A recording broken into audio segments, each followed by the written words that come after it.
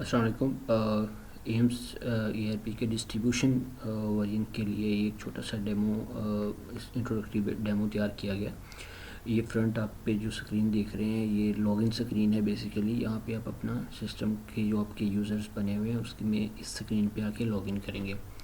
तो user name password enter करने के बाद हमारे पास जो स्क्रीन ओपन होगी वो ये स्क्रीन आपके सामने नज़र आएगी। डैशबोर्ड जिसे हम कहते हैं। डैशबोर्ड में आपको ये चार्ट्स नज़र आ रहे हैं लोकेशन वाइज, सेल्स के लास्ट 30 डेज़ के अकॉर्डिंग टू डेट, और ये पर मंथ के हिसाब से पूरी फाइनेंशियल ईयर के आ रहे हैं। डिफरेंट कलर स्कीम दी गई है। डिफरेंट अगर आपके वेयर हाउसेज हैं, गोदाम हैं, लोकेशंस हैं या डिफरेंट आपकी डिस्ट्रीब्यूशंस हैं। लेट्स सपोज इसमें ये देखें कि एक एम्स ट्रेडर्स एक हमारी लोकेशन है जेलम की, एक लाहौर की, तो दोनों को अलग अलग कलर कोड दिया गया है और एक थर्ड कोड है जो इनका कॉमुलेटिव डाटा शो कर रहा है। तो आप किसी एक का भी देखना चाहते हैं तो आप इसको क्लिक करेंगे तो आपको दूसरी चीज़ें हाइड हो जाएंगी। सेम लाइक इस साइड पे भी। और ये कुछ बैनर्स हैं जिसमें total purchases, total sales, purchase due, customer वो आ रहे हैं अकॉर्डिंग टू डेट। ये टुडे क्या है, दिस वीक चेंज करेंगे तो चेंज हो जाएगा this month, this financial year. तो ये उस हिसाब से आपको यहाँ पे डाटा डैशबोर्ड पे शो होगा। मेन्यू आइटम्स की बात करते हैं तो सबसे पहले आपको यूज़र मैनेजमेंट में आपके जो ऑर्डर बुकर्स होंगे, जो आपके सेल्समैन होंगे, जितने आपके सिस्टम के यूज़र हैं वो आप यहाँ पे ऐड करेंगे। यहाँ पे देखें कि रूट वाइज ना यूज़र्स ऐड हुए हुए हैं। एक एडमिन है, उसका रोल एडमिन है। बाकी एक रूट है जेलम 1 का, तो उसका एक यूज़र है। जेलम 2 का अलग यूज़र है। और इनको आप टारगेट भी असाइन कर सकते हैं according to their sales target के इस बंदे ने इतना सेल टारगेट करना है। अब वो आप टारगेट अमाउंट वेट में भी कर सकते हैं। केजीज़ की अगर हम बात करें, अगर हम डालडा की या किसी भी डिस्ट्रीब्यूशन की बात करते हैं तो उसमें केजीज़ में या टनेज में भी आप असाइन कर सकते हैं और साथ टारगेट अमाउंट के हिसाब से भी कर सकते हैं कि इस सेलमैन का या इस ऑर्डर बुकर का इतना सेल्स का टारगेट है।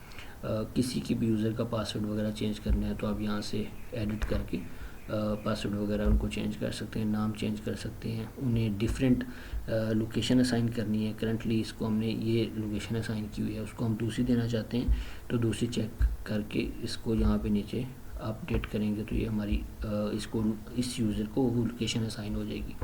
और यहाँ पे देखें कि उसको हमने एक रूट भी असाइन किया हुआ है जेलम। अब जिस जिस कस्टमर के रूट में ये जेलम 2 आ रहा है, सिर्फ वो कस्टमर इस यूज़र को शो होगा।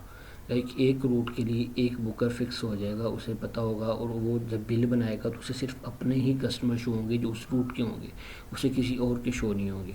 आप इवन आप उनको अपने अपने यूज़र्स को स्पेसिफिकली कॉन्टैक्ट्स भी अलाउ कर सकते हैं कि इसने इन 10 लोगों को डील करना है, तो जब ये बिलिंग में आएगा तो इसे सिर्फ इन्हीं लोगों का डाटा शो होगा। तो ये तो थे यूज़र्स, उनके रोल्स वगैरह आप यहाँ पे मैनेज कर सकते हैं। ये बुकर का एक रोल क्रिएट किया हुआ है कि वो क्या क्या फंक्शनलिटीज़ परफॉर्म कर सकते हैं। ये कैशियर का है। उसके बाद हम कॉन्टैक्ट्स में आते हैं। यहाँ पे सप्लायर्स हैं, कस्टमर्स हैं, हमारे कस्टमर ग्रुप्स हैं। एक आप ग्रुप बना लेते हैं जिसको आप एक स्पेसिफिकली कुछ ख़ास डिस्काउंट देना चाहते हैं, तो उस ग्रुप का जो कस्टमर ऐड होगा तो उसे उतना डिस्काउंट ऑटोमेटिकली ऐड हो जाएगा। रूट्स हैं। रूट्स में आप पहले रूट्स डिफ़ाइन करते हैं और फिर उनके एरियाज़ डिफ़ाइन करते हैं। तो इसमें करंटली आपको जो हमारे रूट्स क्रिएट किए हुए हैं ये देखें, ये रूट्स क्रिएट हुए हुए हैं। और नेक्स्ट हमारे पास एरियाज़ आए हुए हैं। तो जैसे आप कोई कस्टमर ऐड करते हैं आप उसे रूट और एरिया असाइन करते हैं स्पेसिफिकली, ताकि उस हिसाब से फिर उसको बुकर भी असाइन किया जा सके। ये कोड्स वगैरह। और अब ये देखें, ये एक रूट है जेलम 1, उसके अंदर ये एरिया आ रहा है। फिर जेलम 1 के 3 एरियाज़ हैं, जेलम 2 के 3 एरियाज़ हैं, फिर जेलम 3 के 3 एरियाज़ हैं। जितने भी आप अनलिमिटेड ऐड करना चाहते हैं वो ऐड कर सकते हैं। नेक्स्ट हमारा प्रोडक्ट्स का टैब है। प्रोडक्ट्स में लिस्ट, प्रोडक्ट्स में हमारी तमाम प्रोडक्ट्स शो हो रही होती हैं जितनी हमारे पास इन्वेंट्री में ऐड हुई हुई हैं। उनके आप इमेजेस अटैच कर सकते हैं। साथ प्रोडक्ट नेम है, किस लोकेशन पे ये पड़ा हुआ है, किस गोदाम में पड़ा हुआ है, उसकी यूनिट परचेज प्राइस क्या है, सेल प्राइस क्या है, करंट स्टॉक हमारे पास कितना पड़ा हुआ है, करंट स्टॉक इन केजीज़, अगर वो केजीज़ में हम उसको वेट में भी डील कर रहे हैं तो करंट स्टॉक केजीज़ में कितना पड़ा हुआ है। कैटेगरीज उसकी कौन सी है, ब्रांड कौन सा है उसका, SKU जो आपने साइन किया हुआ है वो आपको शो होगा। अगर आपने टैक्स वगैरह लगाया हुआ है तो टैक्स वगैरह की यहाँ पर डिटेल आपकी आ जाएगी। इन सब को बल्क में एडिट भी कर सकते हैं, किसी दूसरी लोकेशन में ऐड भी कर सकते हैं, किसी एक लोकेशन से रिमूव कर सकते हैं। ऊपर ये फ़िल्टर्स हैं, आप प्रोडक्ट टाइप के हिसाब से देखना चाहते हैं, कैटेगरी वाइज देखना चाहते हैं, यूनिट के हिसाब से आपने चेक करना है कि जिनकी यूनिट पीसेज हैं सिर्फ वही प्रोडक्ट्स मुझे शो हों, तो हमारा डाटा उस हिसाब से चेंज हो जाएगा। बिजनेस लोकेशन का चेंज देखना चाहते हैं कि इस गोदाम में मेरा कितना है। अब हमारे पास अहमद ट्रेडर्स जेलम में सिर्फ कोकोमो ही है तो हमें उसका डाटा हमें शो हो गया। अगर आपने डोमान ट्रेडर सेलेक्ट करेंगे तो यहाँ पे आपको बाकी प्रोडक्ट शो हो जाएंगे। ऐड प्रोडक्ट से नई प्रोडक्ट ऐड होती है। प्रिंट, अगर लेबल्स प्रिंट करने हैं लेबल प्रिंट कर सकते हैं। वेरिएशंस में आप मुख्तलिफ एक प्रोडक्ट के मुख्तलिफ वेरिएशंस ऐड कर सकते हैं। इंपोर्ट प्रोडक्ट्स में कि आप बल्क में डाटा एक्सेल में फीड करें और इस सिस्टम में इंपोर्ट कर लें, इंस्टेड ऑफ कि आप एक एक प्रोडक्ट अलग अलग सिस्टम में ऐड करें। यूनिट्स, सेलिंग प्राइस ग्रुप्स हो गए कि आप ग्रुप्स बना लेते हैं, लाइक ये ट्रेड प्राइस है, ये रिटेल प्राइस है, ये स्पेसिफिकली कोई ख़ास डिस्काउंटेड प्राइस है।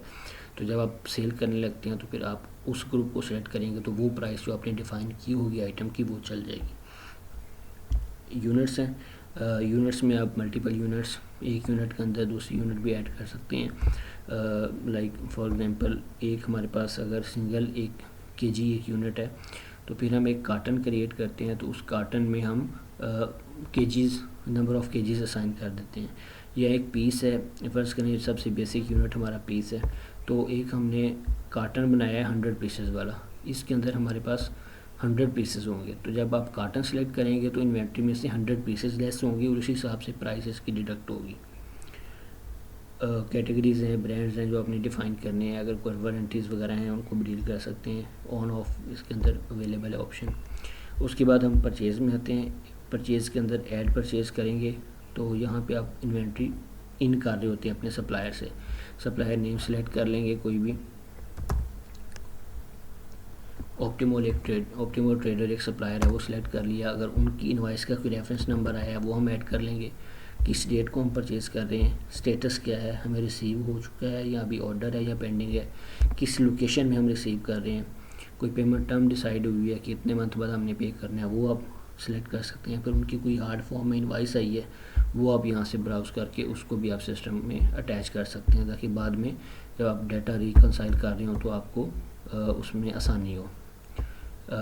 बिज़नेस लोकेशन सेलेक्ट करने के बाद हमारे पास यहाँ पे ये ऑप्शन अवेलेबल हो जाएगा। यहाँ भी आप सर्च करेंगे कोई भी प्रोडक्ट। लेट्स सपोज मैं कोकोमो प्रोडक्ट सर्च करता हूँ तो ये हमारे पास आ गई 5 पीसेस।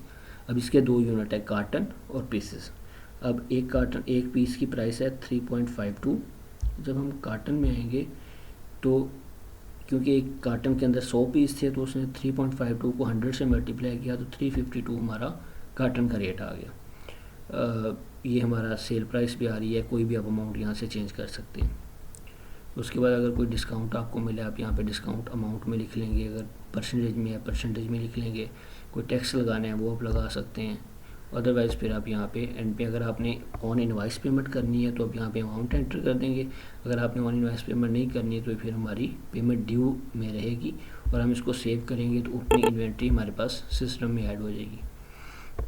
अभी चूँकि इसका फाइनल ये सिलेक्ट नहीं किया था इसलिए ये एरर सिस्टम शो किया कि आपने इनपुट एक प्रॉपर फील्ड नहीं दी। जब सेव पे क्लिक किया तो हमारी इनवाइस ऐड हो गई। इसका ये एक ऑलरेडी इनवाइसेस आपको शो हो रही हैं। ये एक परचेज़ प्राइस की आपको इनवाइस का लेआउट नज़र आ रहा है। इसको आप अपनी मर्ज़ी के मुताबिक चेंज कर सकते हैं। करंटली ये है सप्लायर कौन सा है हमारा, हमने जिस बिज़नेस के लिए लिया है हमारा बिज़नेस कौन सा है, स्टेटस, पेमेंट हमने ड्यू अभी रखी है, टोटल अमाउंट क्या बनी थी, टैक्सेस वगैरह, ये कंप्लीट डिटेल यहाँ पे आ रही है। इसको आप प्रिंट करके बिल के ऊपर भी प्रिंट कर सकते हैं। सेल का मॉड्यूल है सेम, जिस तरह आप ऐड सेल कर रहे हैं परचेज़ कर रहे हैं वैसे ही आप ऐड सेल करेंगे। ऐड सेल में पहले लोकेशन सेलेक्ट कर लेंगे हम, उसके बाद कोई एरिया अगर हमने देना है वो दे लेंगे। नहीं, यहाँ पे हम कस्टमर सेलेक्ट करेंगे, कस्टमर्स की लिस्ट आ रही होगी। मेम प्रोसेस हम सेलेक्ट करते हैं, किस डेट को सेल हुई और क्या सेल कर रहे हैं हम। कोकोमो जो हमने बाय किया था वही हम लेट्स सपोज सेल करते हैं। तो ये हमने सेल किस में करना है, पीसेस में। लेट्स सपोज 100 पीसेस मैंने दिए और साथ एफओसी मैंने उसे 5 दे दिया। अब एफओसी में जो भी हम एंटर करेंगे उसकी अमाउंट चार्ज नहीं होगी क्योंकि वो फ्री ऑफ कॉस्ट आइटम जा रहे हैं। और कोई डिस्काउंट देना है तो आप यहाँ पे दे सकते हैं। और उसके बाद आपने ये सिस्टम में बताना है कि आपने इसकी पेमेंट ले ली है या इसे क्रेडिट किया है। तो इसको अभी हमने पेमेंट नहीं ली तो इसका बैलेंस ड्यू ये आ रहा होगा 392। इसको सेव करेंगे तो हमारी उतनी इन्वेंट्री लेस हो जाएगी और कस्टमर के अकाउंट में वो ऐड हो जाएगा।